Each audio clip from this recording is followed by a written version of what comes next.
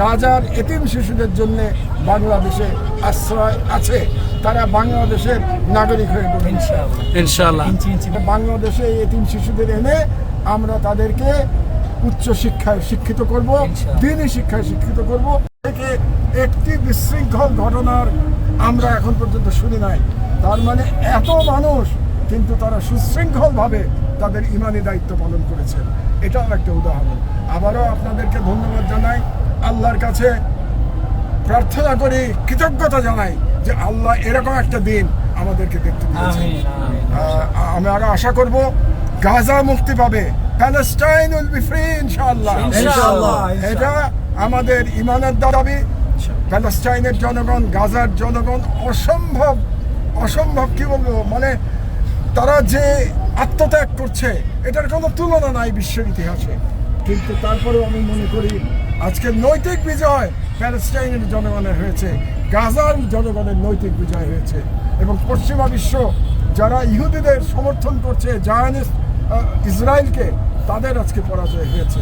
সেদিন আর খুব বেশি দেরি নাই ইনশাআল্লাহ, যেদিন আল কুদস মুক্ত হবে। আমরা মুসলমানরা সারা বিশ্ব থেকে ইসলামের তৃতীয় পবিত্রতম জায়গায় আমরা গিয়ে আমাদের ইমানি দায়িত্ব পালন করতে পারবো আল্লাহ হাফেজ।